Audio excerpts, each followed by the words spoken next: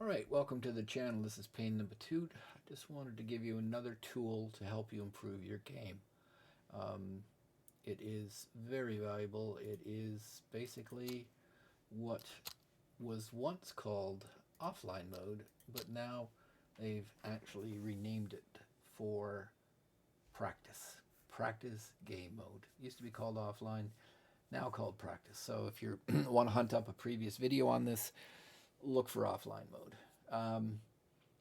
But it is how to play the game, how to um, try things out before plunging in and be losing your stuff. Uh, the one thing about practice mode is when you go in, you load out just like you're going to go into a normal game. So right now I'm at the screen for going into a normal game, right? I've picked my map. I've got my character pretty well all set up, except for I don't have my helmet on him. Take these out. Don't need those. Don't need that. Okay, ready to go. Got a vector. Oops. Got a vector. Got bullets. Got Cellula for meds, bandages, grenades, more ammo. Yeah, I'm ready to go. So, uh, but if I go in and get killed by either a scav or a player, I lose this stuff potentially, unless it's insured. But we won't talk about insurance. So I'm new to the game. I want to get better at the game. I'm afraid of losing my gear. What do? Pick a map, pick a time. Now go to practice mode, and I can go in here and play this exact map, which is interchange, and I will not lose anything if I die, if I enable this. All right, practice mode. I'm now going in at practice mode. Even the ammunition I shoot will be back to me at the end of practice mode. And you can exit practice mode at any time with no penalty. So it's great. It's terrific. Great tool. I use it myself even now, even though I've been playing this game for 3 years. I use practice mode. When? If I have a gun that I want to test, yeah, you can go and you can build out your fire range down in the hideout, but that doesn't shoot out to 500-600 yards, so you can test a sniping rifle. So if I have a gun that I'm not sure about and I want to play with it around, and maybe if I done the mods, I want to screw around with the mods. Yeah, you can do it in the fire range, but why not go into an actual raid and play with it? Anytime they add an expansion, so right now you're aware a wipe is coming, and after the wipe there'll be a new map called Streets. I don't know anything about Streets, so anytime there's a new map or an expansion of an existing map, I will at least run it once, maybe twice, in this practice mode.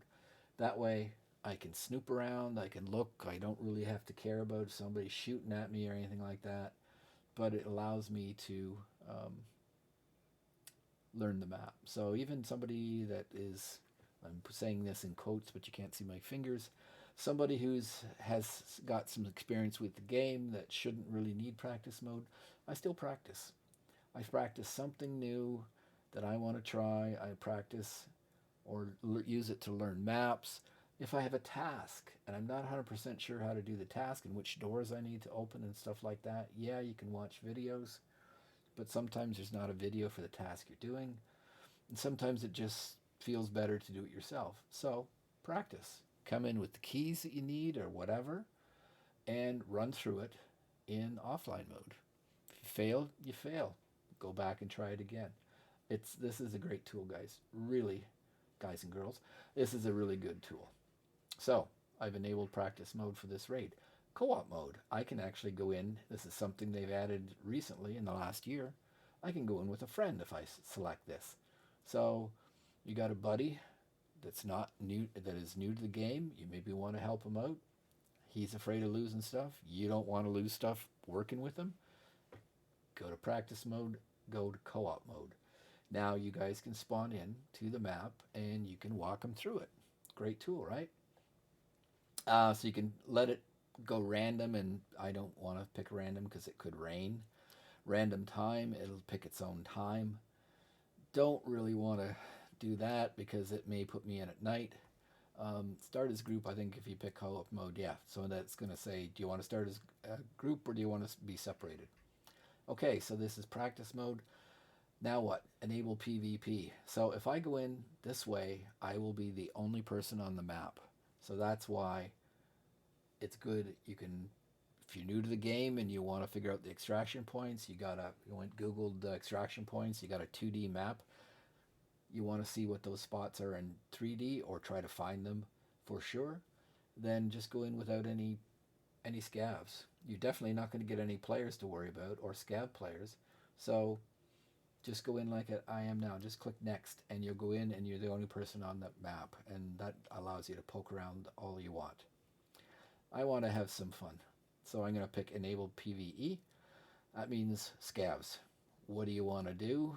How difficult do you want them to be? You're new to the game, pick easy. You want to test out a new gun, pick hard. That's what you want to do. Amount. How many do you want to appear in the game? Do you want on this map when you go in? Low, not very many.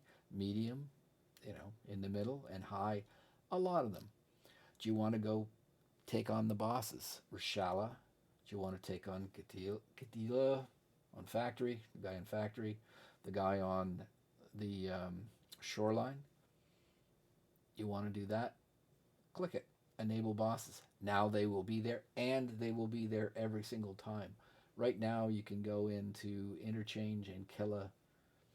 It's random whether Killa is there or not. You want to go in and practice taking Killa down. Enable bosses, go into interchange. So we're going into interchange. If I click enable bosses, Killa will be there, and now I can go practice taking him down.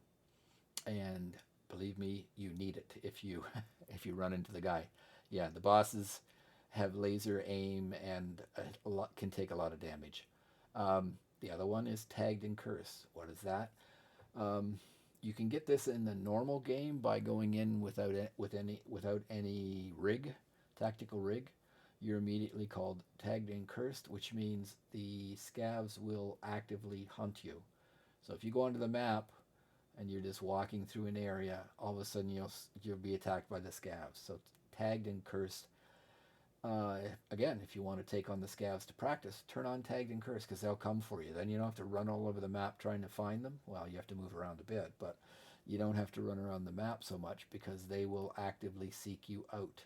They will come downstairs to come get you. Like normally you have to wait for them to come downstairs. They just have radar to find you. And then the final one here is Scavor. What's that? You turn that on and it's free for all. The scavs will shoot each other, and then you just join in, and it's like COD free for all. It's just everybody shooting everybody else. So that's actually kind of a little bit fun. You can still practice, but the scavs will not cooperate to get you. They actually are shooting each other, so you can sneak up behind some scav, shooting another scav, and you can kill them. All right. So, that is how I would practice if I wanted to practice more. Scav, it's up to you whether you want it, that kind of thing. Then you pick next. Now I'm going in. So this is how you get in a raid, and you can do your practicing thing. So I don't know how quick this is going to be or not, but I'll just try it. Go in here for you to see it. So offline mode, formerly called offline mode, now called practice mode. Very good tool for you to get used to the game. I have a friend, when he started, he for a week just went into offline mode again. That's what it was called when he started. He went into practice mode over and over and over again until he got comfortable fighting the scavs. Can't fight the bosses that way, but okay, so here we go. I'm in the game. It's the same. I got all my bullets. The one thing if you're going to do this, you might want to bring a bit more ammunition than you normally do. Again, you're not going to lose it. You won't get anything if you loot, so why bother? This is purposely you want to go in, and you're going to go in and you're going to fight. Now, Right now there's no scavs at this point, so I'm not going to be attacked, but I'm going to go in the front gates and you'll see what happens. But yeah, this is a means to go in. This is what I would do. I am in no danger of losing this vector whatsoever. Even if the game crashes, I won't lose it. I'll get all my ammunition back. Get it all back. So again, no danger losing anything. I'm just in here to hone my skills, screw around, whatever you want to call it.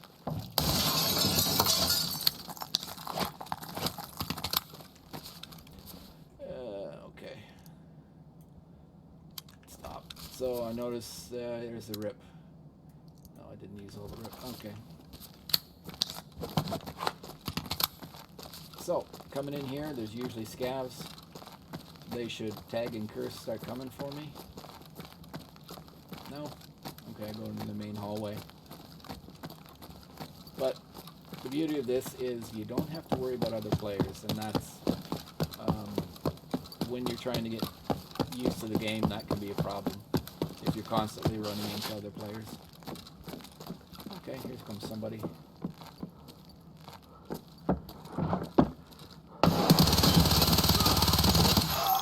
Guess who? Guess who that was?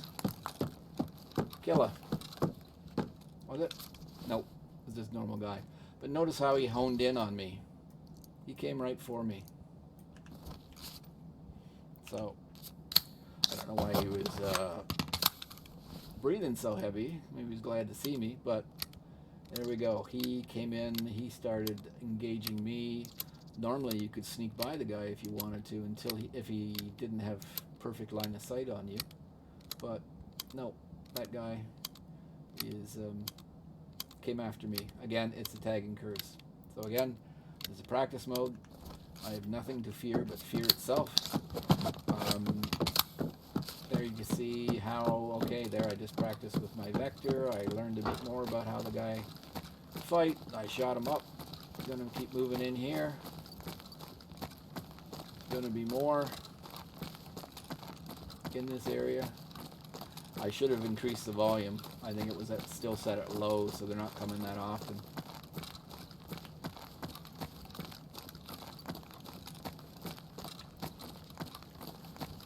Yeah, that was my mistake when I'm trying to show you this.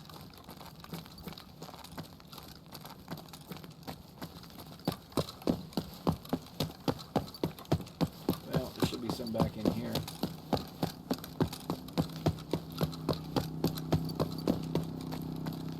Alright, so already you can see my recommendation. I would recommend that you set, if you want to practice, set the number of scavs high. Right now I think I'm set it low, so that means it's going to take a while before they start appearing.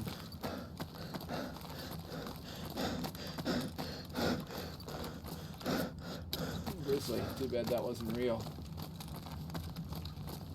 Okay, so I'm going to move towards the exit.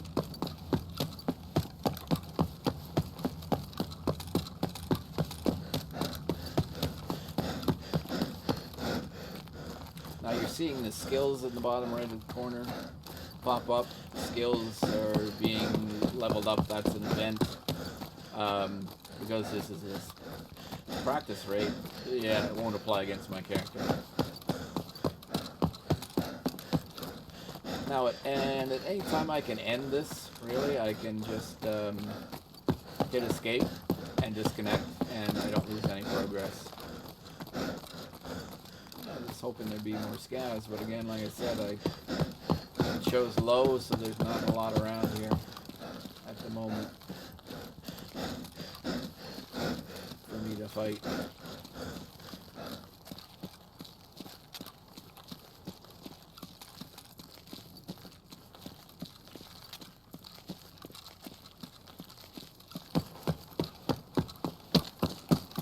Okay.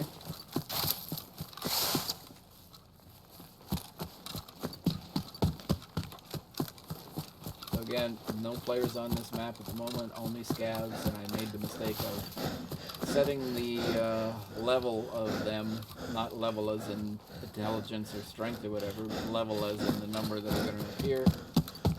I basically left it low. So scavs appear at 1 and 5 and 10-minute interviews. So there's how I can disconnect. Just go disconnect. What I'll do is just to show you that I don't lose anything.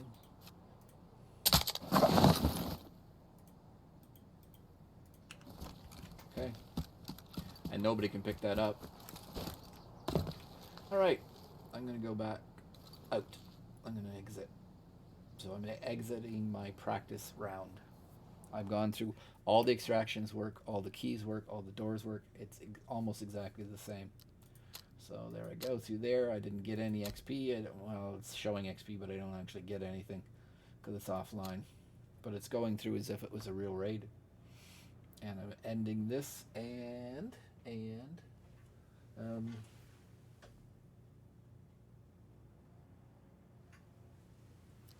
we go. So I'm back, and there's all my stuff back.